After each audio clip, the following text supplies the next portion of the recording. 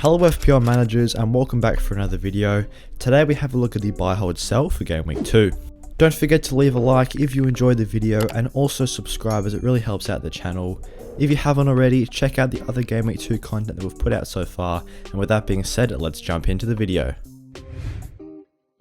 So in this video, we're going to discuss 2 buy options, 2 hold options and 2 sell options to assist you guys with your transfer planning for the upcoming game week. Beginning with the buy options, Erling Haaland has to feature here after he recorded 13 points in his game week 1 performance. He was absolutely immense for Manchester City, getting himself 2 goals over this time, and he did look very threatening from opening play. As a result, he is the 3rd highest scoring player after game week 1 with a total of 13 points, only bettered by 2 players on 15.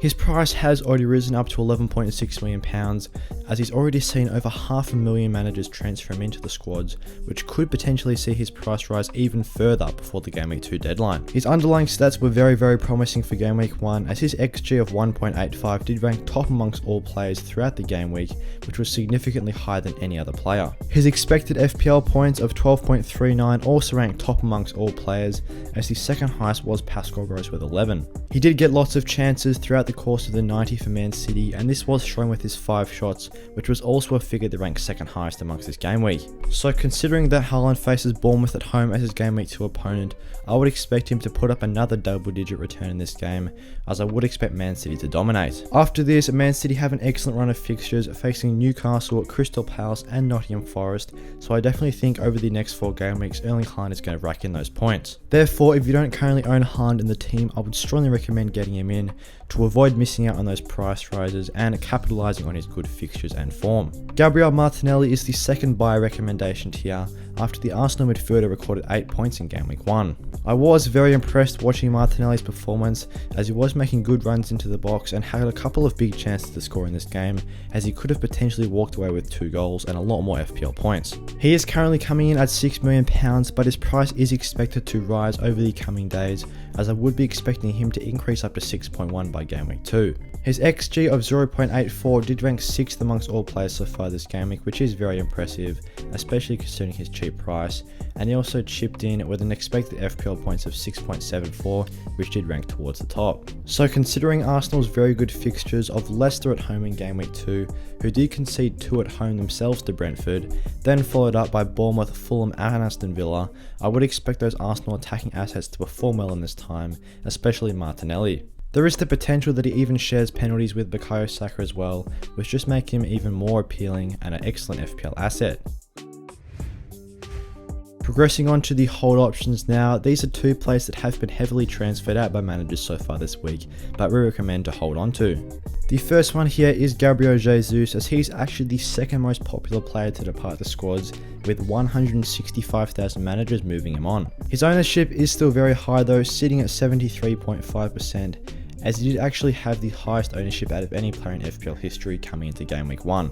He did just manage the 2 points in Game Week 1 against Crystal Palace away, which to be fair isn't the easiest fixture, as he didn't record any goals or assists and had an XG of just 0.07. Jesus was getting himself into some very good areas though, so despite not really having a very good XG and XA, being in the good areas is half the problem in FPL, so I do think if he can continue to do this, he can find some of that pre-season form over his next 4 fixtures.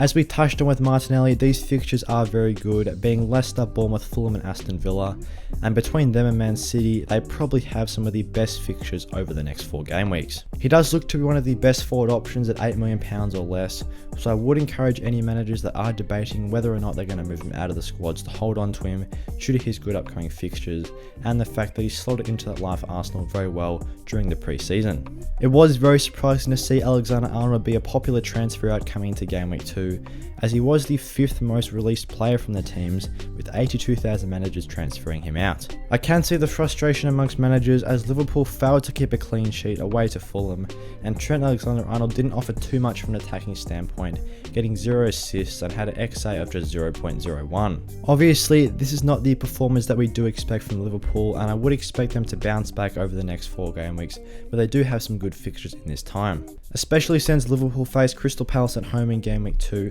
who failed to score at home to Arsenal in Game Week 1, I think Liverpool can get a clean sheet in this game, and Alexander-Arnold typically does offer good expected assists. So I would definitely encourage managers to see past his poor Game Week 1 performance and look ahead to the future, as I still think he will be one of the highest scoring defenders over the next 4 game weeks, with 3 out of these 4 fixtures being at home. I think it is important to revisit his last season's stats to just recapture some of the attacking potential, as his XA was 10.82 across the season, ranking first amongst all players in the league, and his expected FPL points of 203 is of course very high.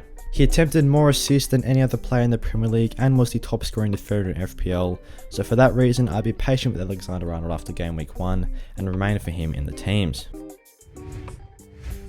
Looking towards the sell options now, it may be a bit surprising to see Harry Kane feature on this list after just 1 game week, but we do have some reasoning behind it. Harry Kane wasn't the most impressive in Game Week 1, just getting the 2 points with a fairly low XG of just 0.12. Of course, coming in at £11.5 million, managers were frustrated to see him blank at this price, which has already seen him earn 500,000 less owners. This does make him the most popular transfer out this game week, and actually did have the most popular transfer combination of Kane to Haaland in this game week.